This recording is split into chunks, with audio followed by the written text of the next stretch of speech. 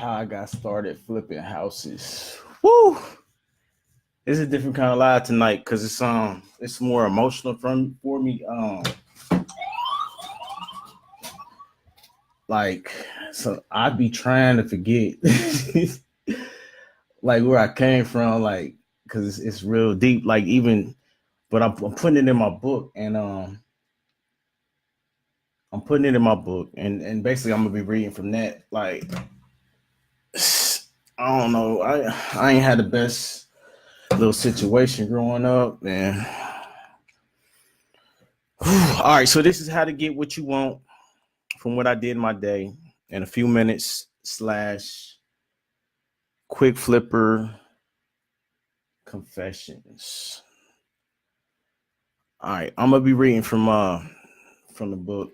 This is just basically my backstory, where I came from, how I got into flipping houses. Here go my little advertisement. I was coming up with some new marketing. We buy houses as is. Take what you want, leave what you don't. I think that'll fly. All right. I'm getting up to it. All right, so look. What's going on? Man, I see you. All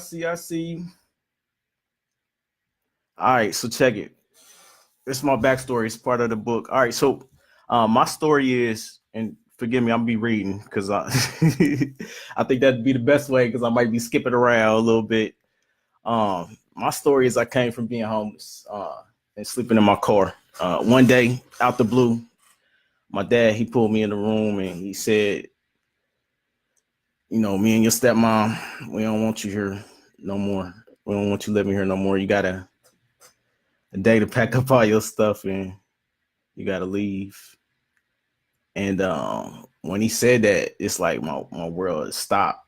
I could feel my heart. It was pounding in my chest.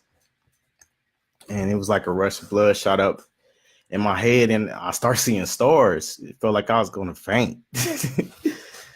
I kept my composure and I said, okay. And my dad, he was the type of dad, when he said something, he meant it. You didn't want to mess around with him. And I was young and I was confused and I was terrified. I'm like, how you gonna do this to me? And I'm like, I'm his only son. And I ain't had nowhere to go. He knew that. And the next day, I put all my clothes. I could stuff in the bag and some garbage bags. And I put it in the trunk of my car. I had a 1992 Buick Regal, and I drove off. I had absolutely nowhere to go. And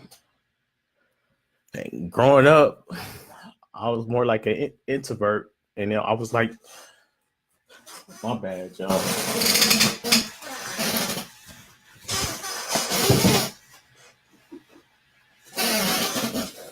I was like the awkward type because I was an introvert. So I ain't had too many friends. And I ain't called nobody. I just drove around my city looking for a place to park so I could figure out my next move. And I ended up mostly in an empty Kroger's grocery store parking lot most nights. Then after a few weeks, I met a few people on the street, and I got introduced to a girl, and we hit it off. She would sneak me in her aunt's apartment when her aunt would go out on her little crack binges for a few days. And then me and that girl start kicking it. And she happened to be a manager at Taco Bell, and she got me a job there. And long story short, we ended up getting an apartment and moving in together. From there, I ended up getting a job at a local car factory plant. It was more money than Taco Bell, but I hated getting up at 5 a.m. to have to be at work on time at 6 a.m. And growing up, my dad, he worked at General Motors, like all my childhood, all while I was growing up. He worked at GM in a GM plant, and even though it put food on the table, I ain't want that to be the defining story of my life. So at the plant, it was hot as hell in the summer. I remember they used to have those big ass commercial fans that was supposed to cool you off, but standing in front of it felt like standing in front of a sauna. And I remember it being so hot, it felt like the devil was pointing a flamethrower at me my entire shift.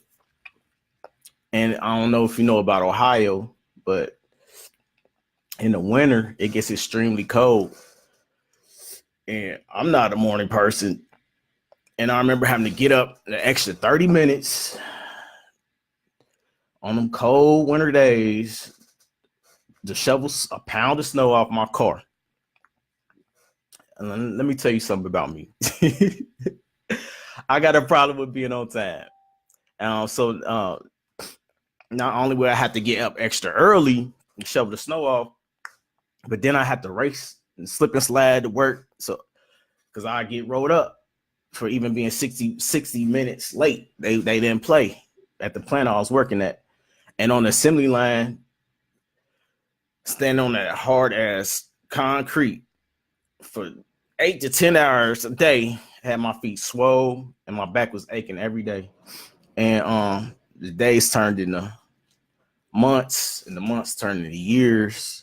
And it's crazy. It's crazy how time flies, right? But so day after day, I'll be thinking, man, I gotta figure a way out. I gotta find a way out. This ain't cool, just making enough to pay the bills, man. And being told when to get up, being chained to this factory line like a dog. My foreman, we didn't get along. He be talking down to me, make me feel like I was less than a man. And just because he was in a higher position. And that whole time I had a chip on my shoulder. I had a chip on my shoulder for my dad kicking me out, like real talk. It's like I had a point to prove. And I wish I could say that I did it for myself, but I was bitter. And I wanted to prove that I could be better than my dad. But I felt stuck. I was on that factory line. Just like my dad was. And on the weekends, I would hit the clubs up. I didn't know, I don't know where you from, but I come from a place where it seemed like all the dope boys had the most fun. And I peep the dudes, that sell drugs. And I be thinking like, man, they make their own money. They flex. They buy the bar. They wear the best clothes, the women, best cars. I know it's short-lived, but shit look like fun. And, they party all night, all day of the week. So that's what I'm seeing, right? And I had to get up to punch a clock in the morning like me. So basically, they come and go as they please. And I know not all dope boys is like that. But yeah, the ones I seen, man, I was like, damn, it must be nice. So me at the time, I'm just getting by, paying bills. I'm seeing dudes, and they made me feel, less than. Made me feel like, man, I want a piece of that. And I don't want to waste 30 years of my life slaving on my job just to retire so I could stay out late and kick it. So it got me thinking like it's got to be another way without the risk of being dead or in jail. And I started researching on how to become an entrepreneur. In my research, it led me to a book called Rich Dad, Poor Dad.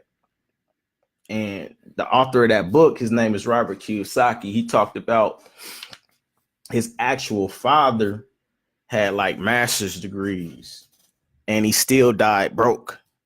And while on the other hand, his best friend's dad, he never finished high school, yet he ended up one of the richest men in Hawaii.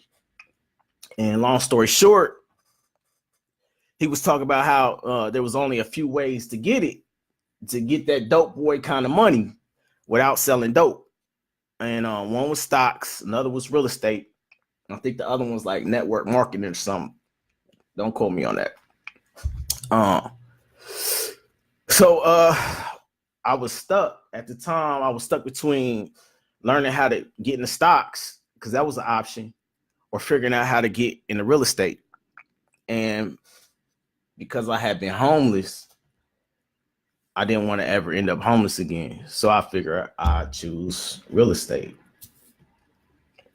But I'm like, damn, how in the hell do you get into real estate?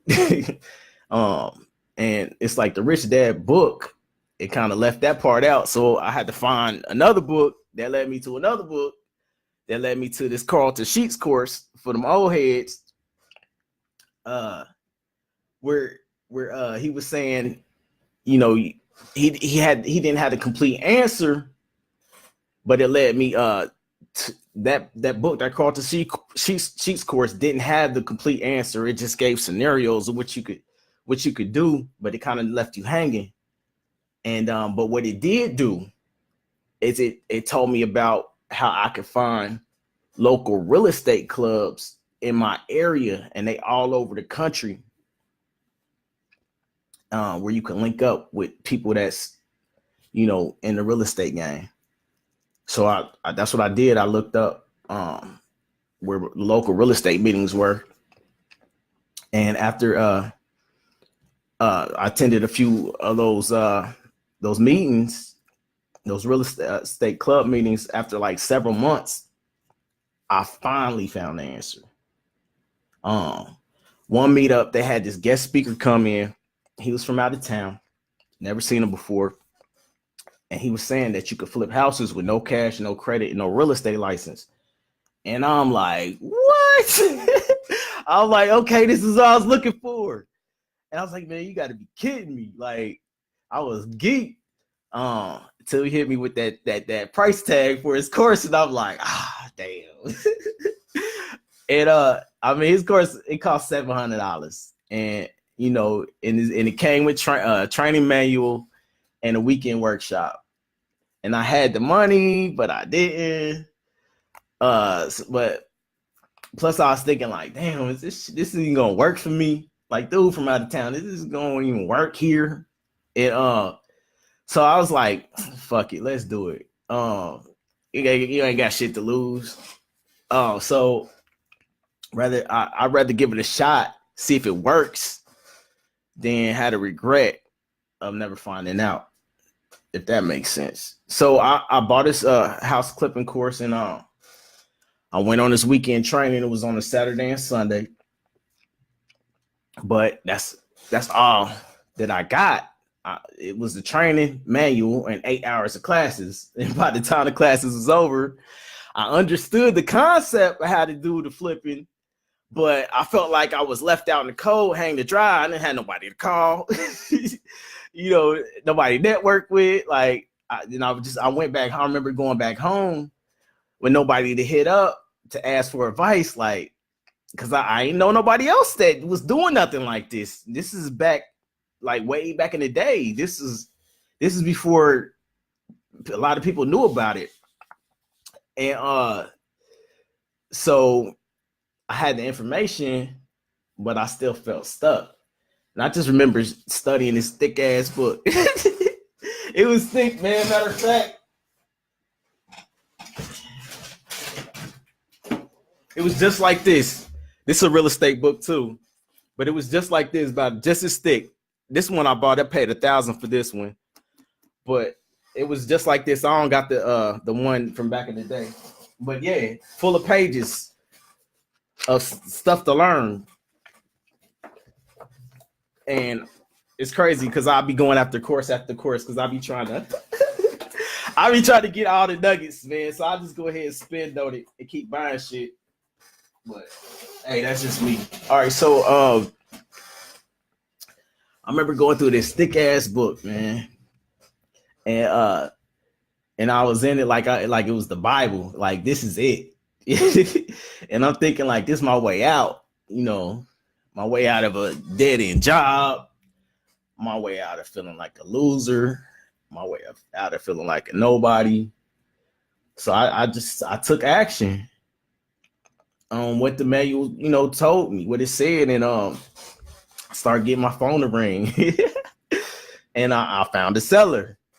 And that's when I got my phone to ring, my other phone to ring. And I found a buyer. And I'm like, oh shit. I think we own to something now. And I ended up getting my first deal on the contract. And I remember I was sitting at the closing table. And I was like, man, is this shit gonna work? Is this really about to happen?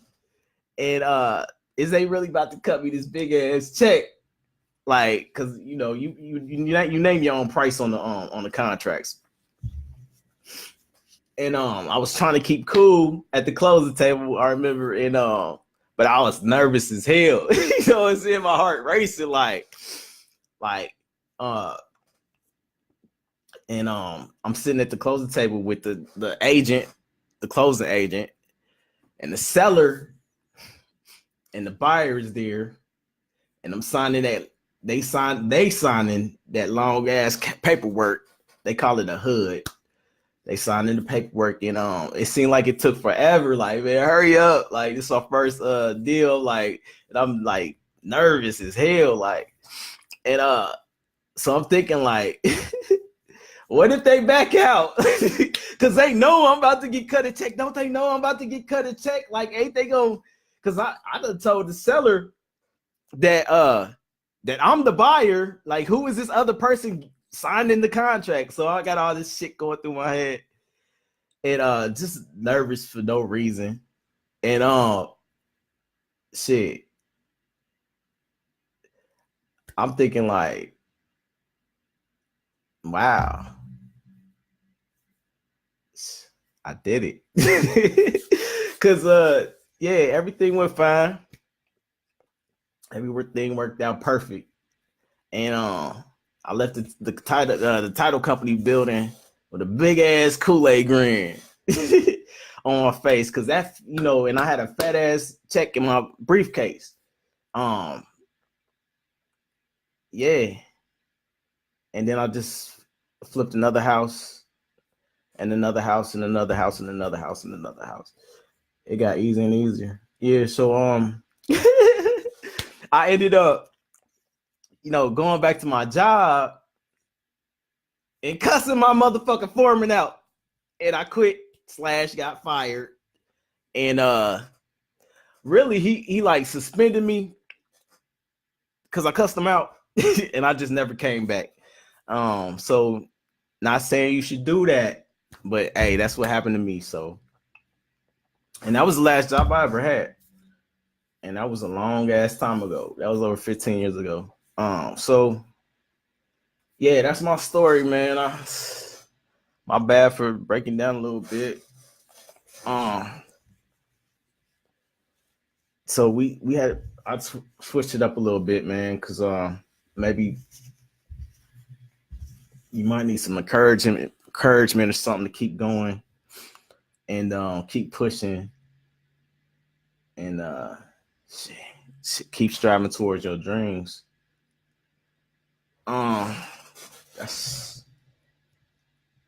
That's pretty much all I got today. I'm working on the book, and that's what I did most of the day today.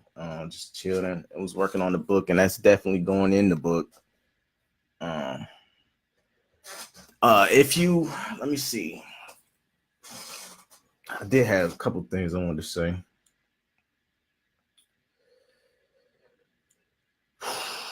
If you learned something today, go ahead and comment in the comment section. Do that. I don't care if it was on this program or somewhere else. We learners around here. I read books all the time. If it wasn't for me reading books, I wouldn't even be doing this. Cause I told you, Rich Dad Poor Dad, that was my my big epiphany moment of it took more than just that book, but it was that initial book that got me started down this path. That's why I pushed it so hard. All right, and yeah, if you want to buy a few minutes of my time for quick flipper mentorship, this is how you do it. Like, share, and then inbox me for PayPal and or Cash App info, and we could work something out. People be hitting me up all the time, so my days fill up. And you know my schedule. You know my schedule because I'll be on here all the time telling you. But I don't know how much longer I'll be offering this, so hit me up, and I can point you in the right direction. All right, go ahead, like, share on Facebook, like, share, subscribe on YouTube. Hit that bell notification if you're seeing this on a replay on YouTube.